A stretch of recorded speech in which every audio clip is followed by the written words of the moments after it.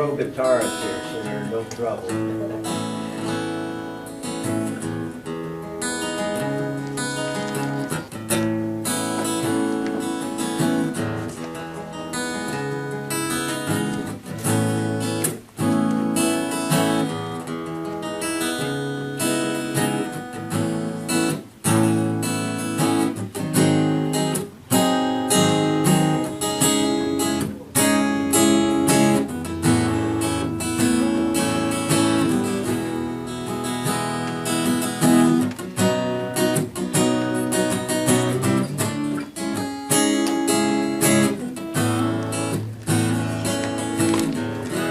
Steve, how you doing?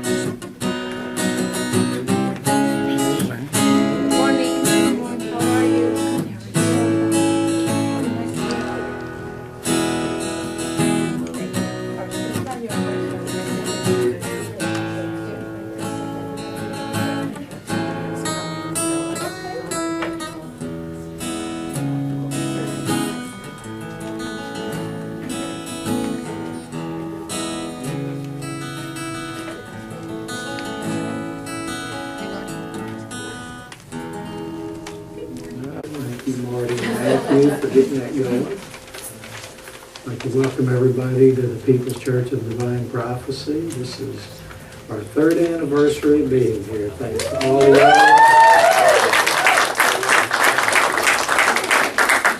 Hard to believe we've sat here 150 some odd times and done this, but hoping to see about 1,000 more. I'd like to ask John to light the 3 candles symbolizing the unity of body, mind, and spirit.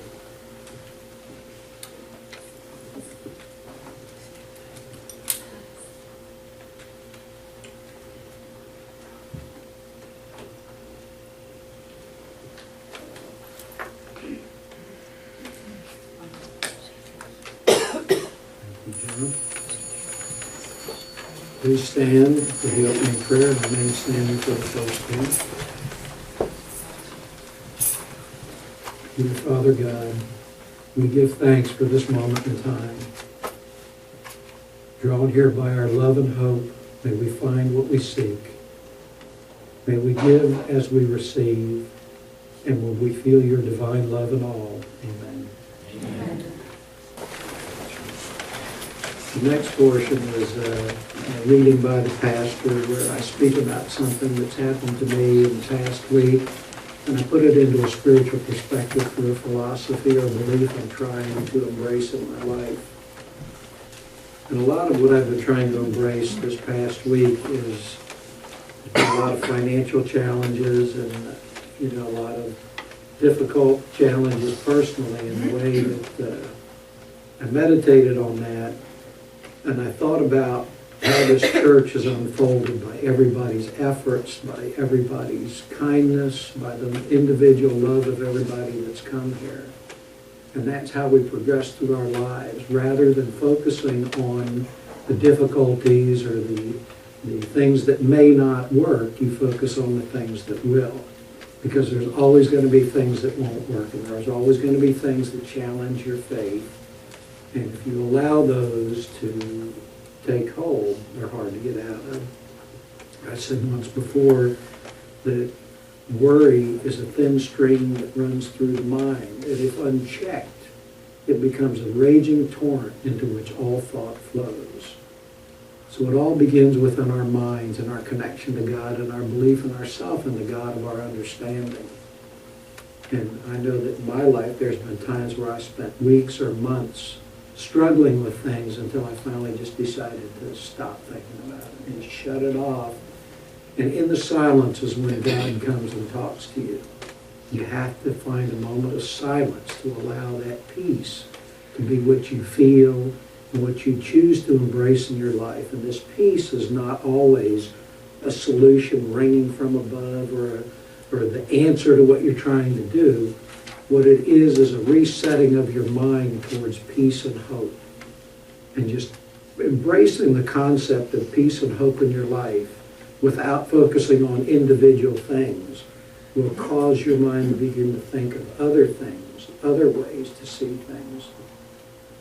And that's a lot of what it is. It isn't so much that when we embark on a spiritual path of study, that our life's going to suddenly be filled with roses and harmony and the land of milk and honey. It tends to give us a different way to view the things that go on in our lives, because our lives are still going to have things happening in them. The world's still going to be the world. It's not going to magically change because we become a spiritual person and we tell people we are. They're not going to say, "Oh, isn't that nice?" Some of them are going to say, "Yeah, right." You know? So you're going to have to just be founded in that inner peace and that inner silence and put a trust in that. And when you can't think of anything else and you're caught up and distraught, just take a moment to pay attention to your breath, because most of the time when we're distressed or frustrated, we start pant breathing, just short half breathing. And what you do is you begin to just stop, focus on your breathing and breathe rhythmically, not deep yogic breathing, not a disciplined breathing, but remember what it feels like to just feel normal and breathe that breath of normal back into your life. And that begins to bring the peace. So the first thing we focus on is our breath. And as that calms us down, we connect to the calmness. And that, again, begins to move into a spiritual calmness after the physical calmness comes in.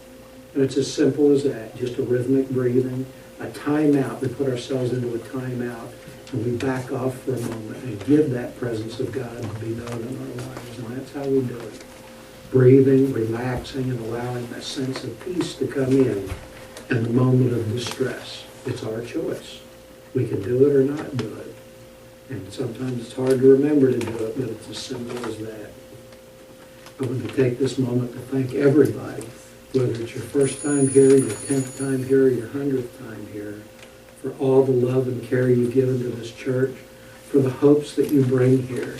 Because I know the cake, I didn't ask the cake say thanks, Reverend Adkins, because I'm one part of what happens.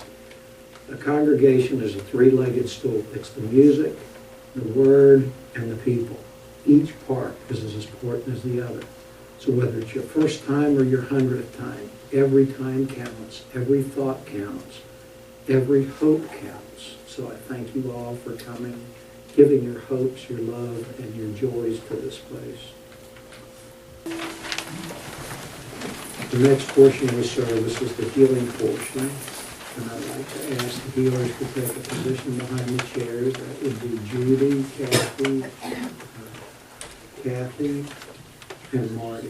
We have 3 people working today.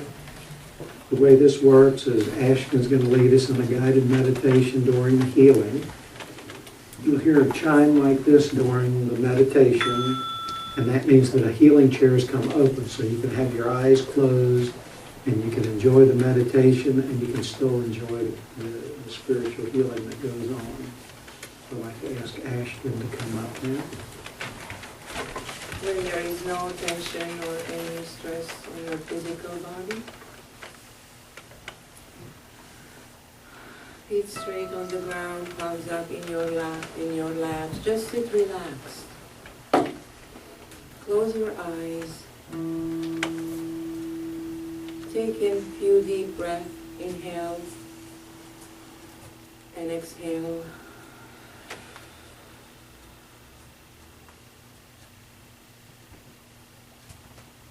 Do a few more times.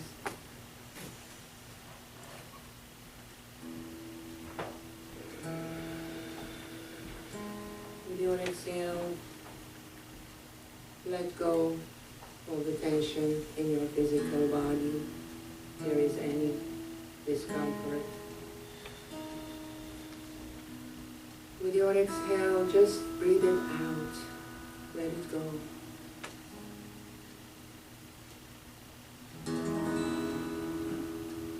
Let go of all the thoughts that are occupying your mind. Any worries, any concerns you may have. And with your breath, just release it.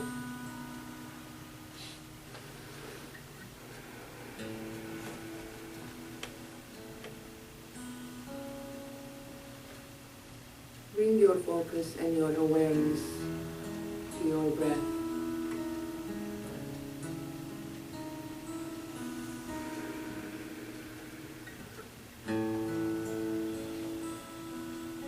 Engage in the mechanism of your breath.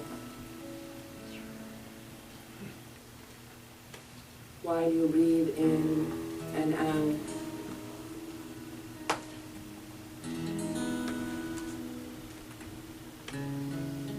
feel your breath taking you deeper and deeper within.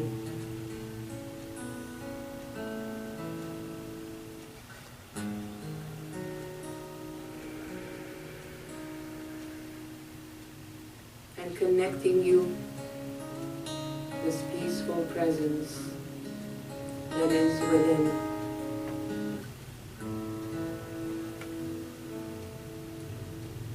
Feels very calm, quiet, soothing.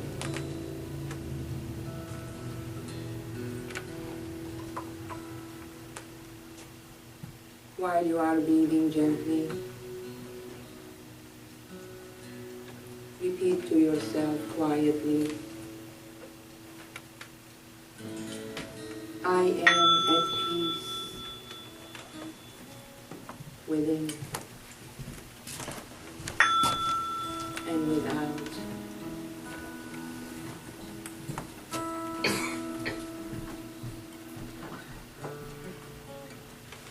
With each inhale, feel the peaceful sensations filling your entire body, your mind, your spirit.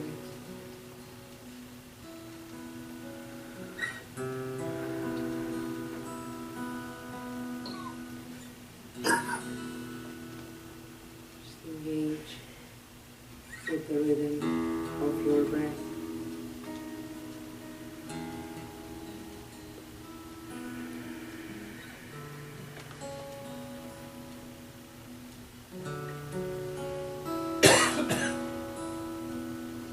Breath that is connecting you to God within your soul, within your spirit.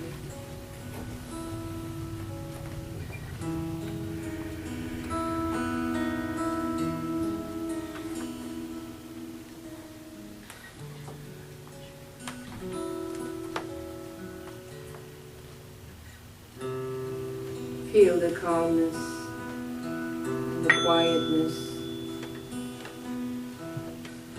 of your mind, of your body. Just feel that breath.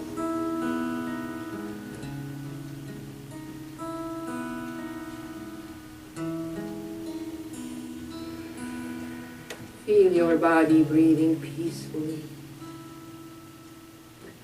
And your mind is at ease. There are no thoughts, no distractions, no worries, no concerns.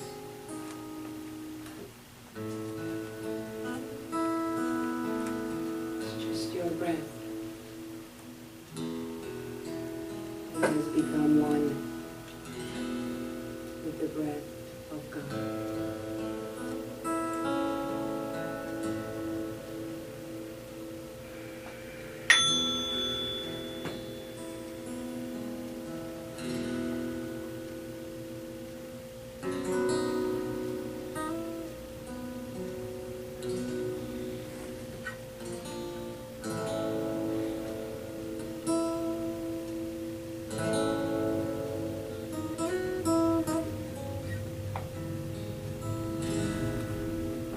Slowly shift your awareness higher while you are breathing. Higher to your forehead.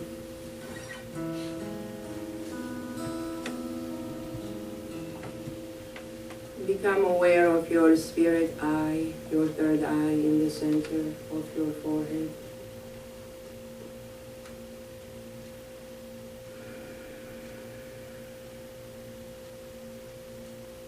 Envision brilliant, beautiful, golden healing energy entering through your forehead.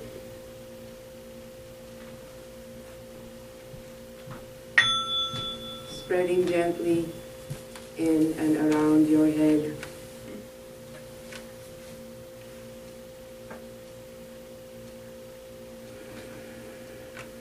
Clearing your mental body, your cellular memories, and awakening your creativity, your highest potentials that serves the highest good of all, the highest good of yourself.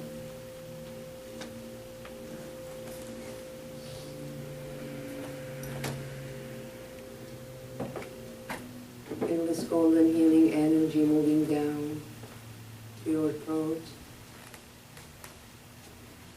healing and clearing your throat chakra,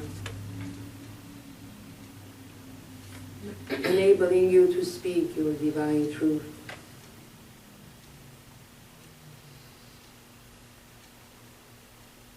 Breathe in and breathe out.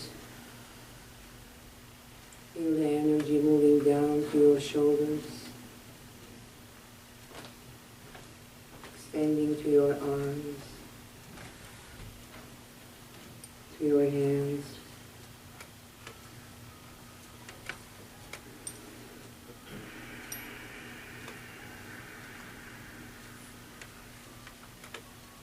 Feel this golden energy filling your entire chest, circulating around your heart chakra in the center of your chest. Beautiful divine healing energy. Clearing the blockages in your heart and opening up to God's unconditional love and compassion.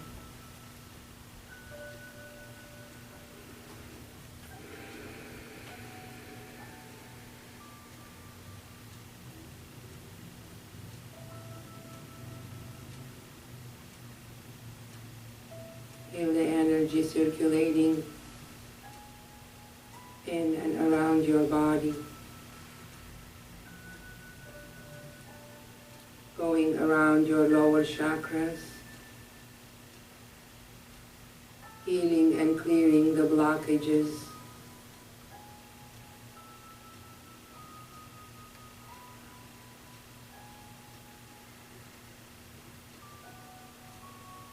opening up your spiritual senses, hearing, seeing, and feeling. Feel this energy that is moving gently.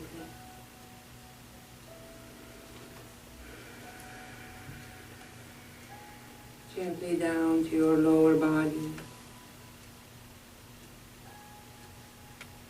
down to your knees, down to your feet, going out through the bottom of your feet and extending deep into the ground.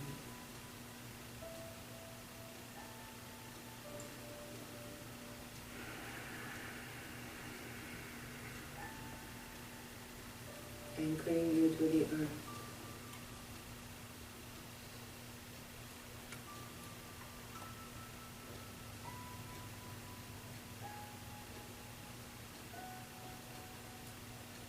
See this golden energy expanding outside your body, creating a beautiful circle golden light.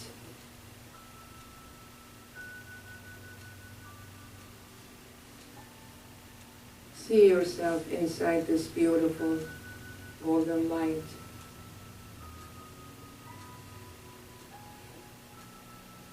Take a look at your body that is breathing peacefully.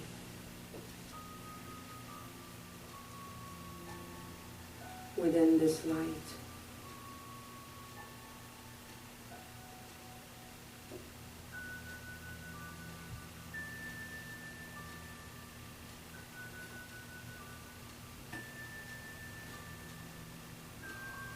See this light expanding and multiplying like beautiful golden rings around your body.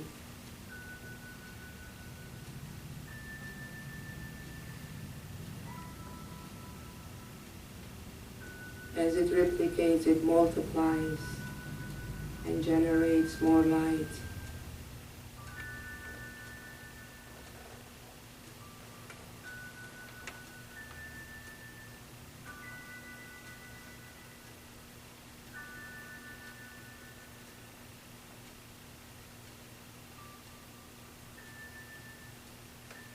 Stand in your divinity and let your light shine. The more light you project, the more light you attract. The more love you give, the more light you receive.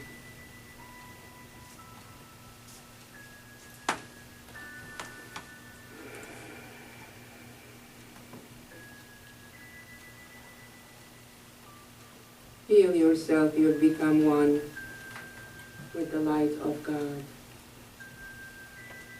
and one with the love of God.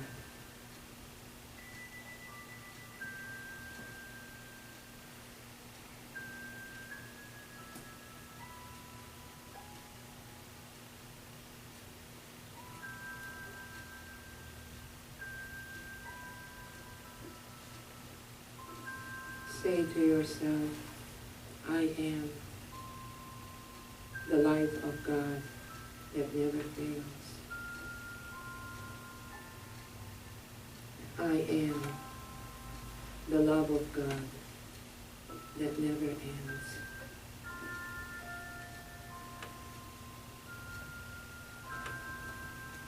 I am light.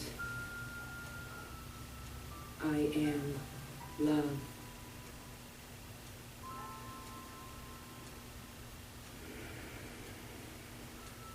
I am whole. I am complete. For I am all that I am.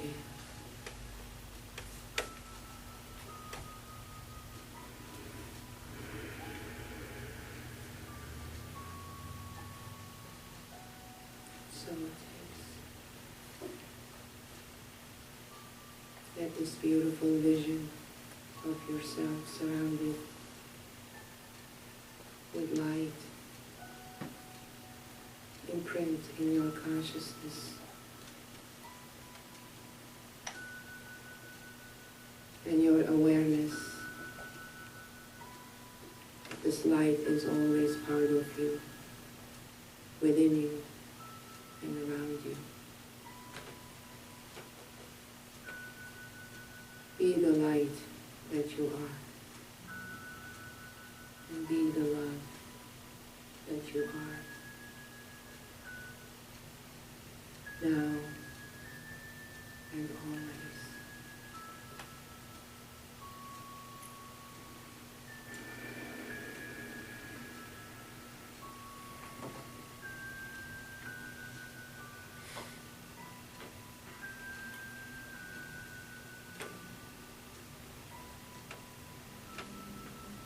Slowly let go of the vision.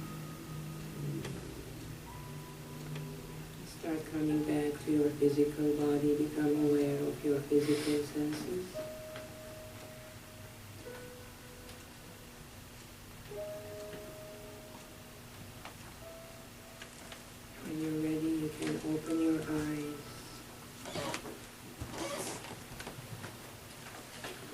close this portion with an inspirational reading.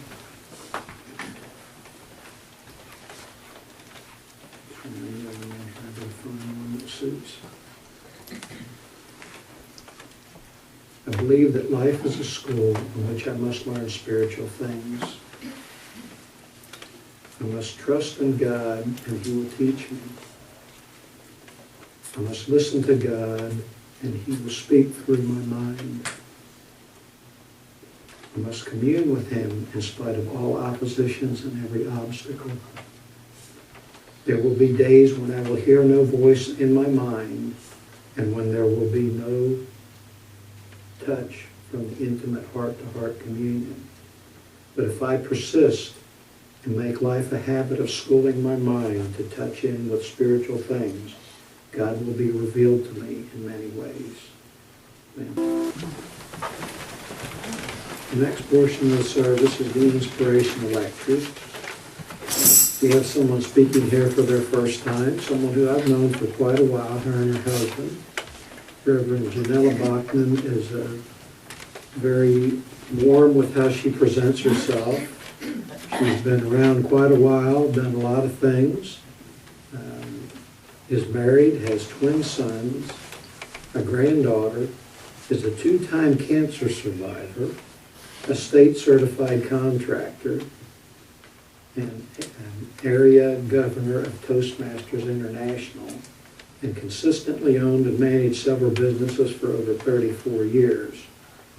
Her latest was the Spiritual Educational Center in Palm Coast.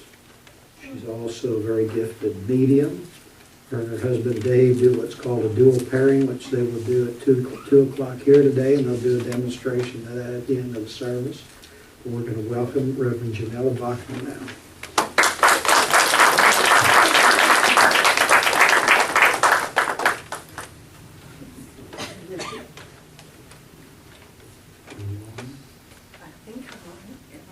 No.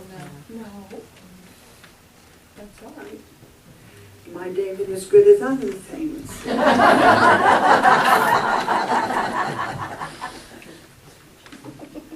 Well, happy anniversary.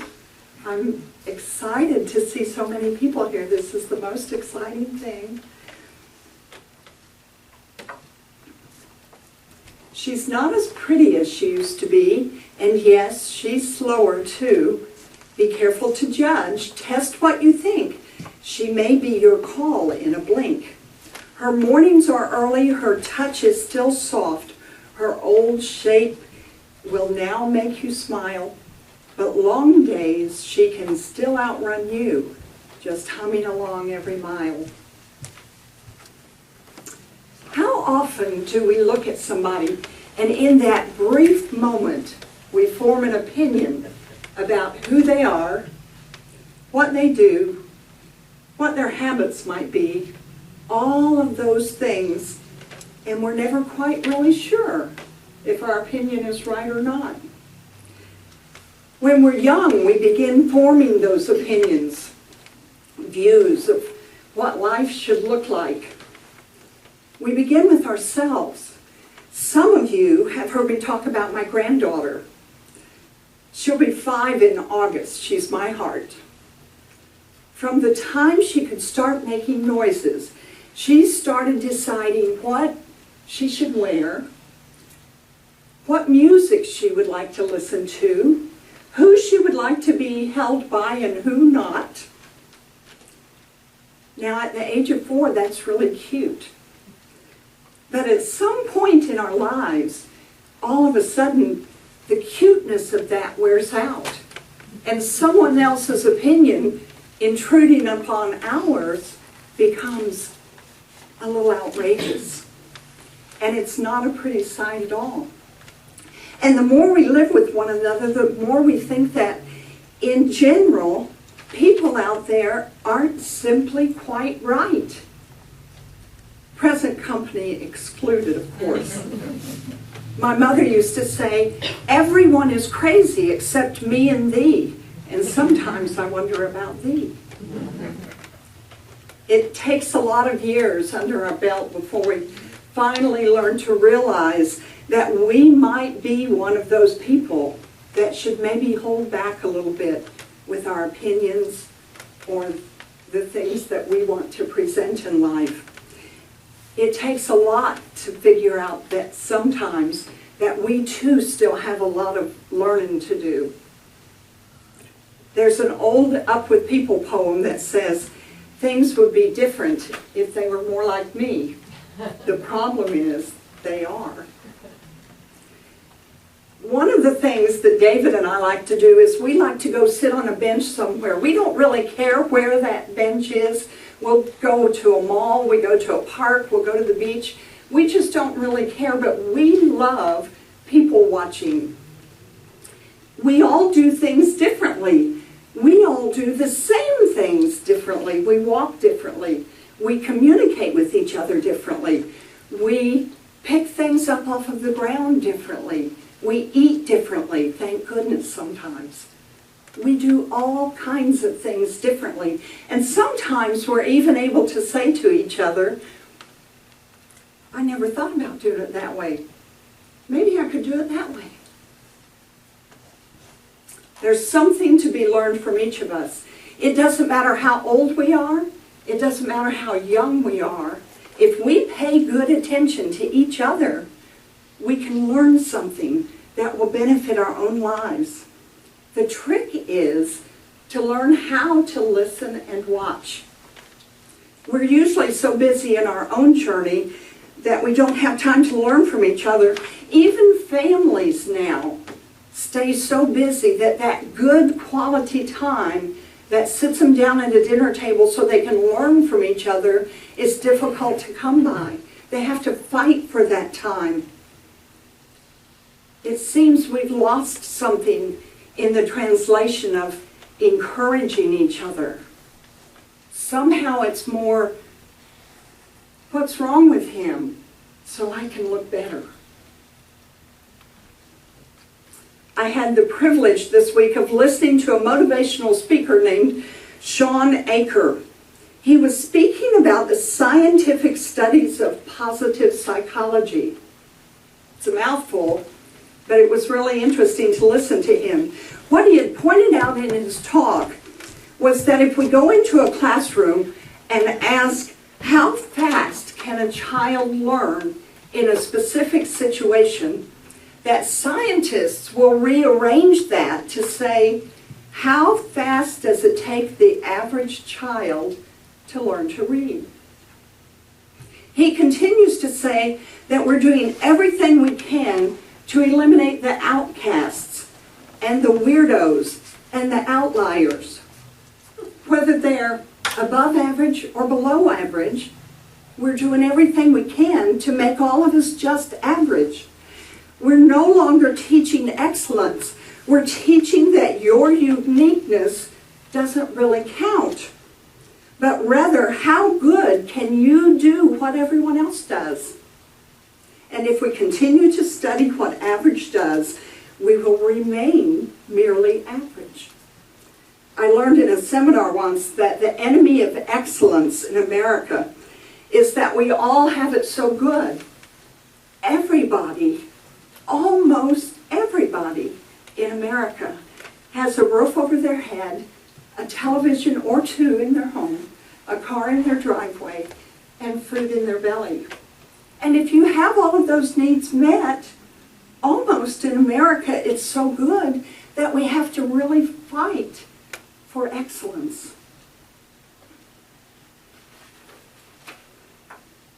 What Shawn is excited about is that not being happy with merely average. He's anxious to know not how can we move the below average up, but how can we move the entire average up. What a concept, huh?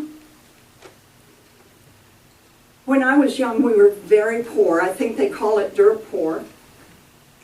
I made most of my own clothes. I started from the time I was 11 or 12. I would get hand-me-downs sometimes, but I learned if I made my own clothes, I'd have new clothes, new shiny clothes. I had long red hair. It was my crowning glory. I didn't wear makeup until I was 16, not allowed, and then it was only lipstick. However, I decided that lipstick could make a little blush on my cheeks sometimes, so I got by with blush and lipstick when I was 16. I don't know how many redheads you know, but the truth is we need a lot of help. We don't have very many distinguishing marks unless we do wear that makeup. I was like a blank canvas. My point to all of this is that I was one of those people that they made fun of before bullying was even popular. Ha! Excuse me. Every once in a while you hit home. But it was okay with me. I remember how much it hurt. That wasn't a problem. I remember those parts. But the truth is, I never took it that way. My mother started me from very young saying, if they're talking about me, they're letting somebody else rest. And I believed her. I thought, you know, there's somebody else out there that can't handle being made fun of. And if they're talking about me, I can put my arm around that other person and I can hold them up if that's what they need me to do, because they can't get me. I knew I was somebody. I knew I was just trapped in circumstances that were beyond my control. And through my lifetime, I can tell you that has served me well.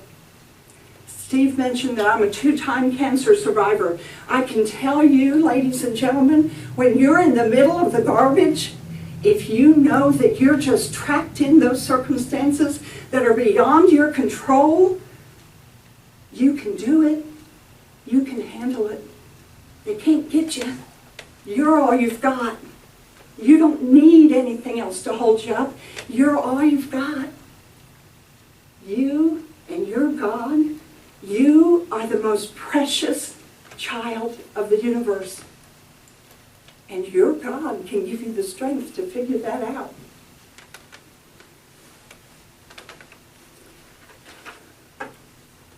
We all have struggles. We walk our own journeys. My latest is, I'm trying to be a public speaker, and I've developed a tremor that makes my head shake, and sometimes my hands, you can't even read my writing. And the truth is, okay, that's how it is next. And people will either take me or leave me, and I'll leave the rest behind, and I'll just move on. Today, I want you to help you to hear that no matter what your challenges are, and no matter what your circumstances are, you can be passionate about looking outside the box to a world that's more creative, spontaneous, and kind. You can be the person that makes the difference in the lives you touch every day, and you can be the person that's more tolerant of the underachiever, not of the weirdo that's trying to achieve, but the person that's trying to achieve, whether they make it or not. You can be the encourager. I think I'll just have a drink of this water. What do you think? Go for it. Mm-hmm. Cheers.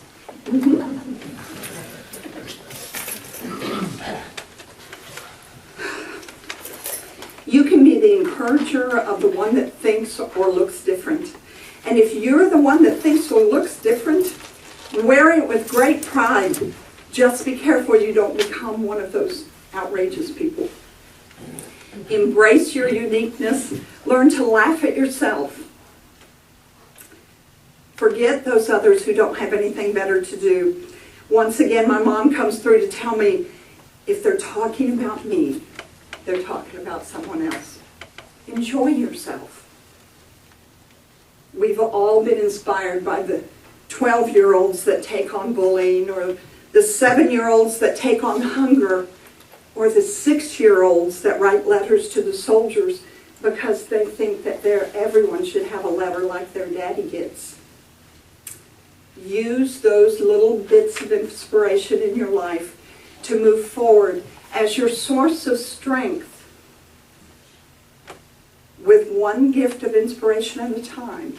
You can find the strength and courage to spread it, to make our little corner of the world a little bit brighter. She's not as pretty as she used to be. We have an old truck. It's an old truck. David likes the old truck a little better than I do. She's almost 20 years old. She has 264,000 miles on her. She desperately needs a paint job. She has a crack in her dash. Her seats are worn. She has a funny smell. But every time you get in that old truck, she faithfully starts, and with the cushion of the softest cloud, takes you where you need to go. Recently, our new van had a problem, and David had to put a 6-foot ladder in my little trunk and car all the way through. Thank goodness those seats folded down. I had the old girl. I was privileged to take her. She dependably and sure took me around the corner where I needed to go. This day is exciting. This day is exciting because this place is 3 years old, and because for the first time I've been invited to come and be your guest. It's an exciting day. And the sun is shining. And it's a little warmer. I encourage you to take care of each other and to recognize in each other that you are the most special person in the world. That each of us have our gifts. And like a puzzle of the universe, we are here to support and love each other no matter what. Recognize the beauty and the possibilities in everyone you meet. And whatever you do, don't forget the old girl.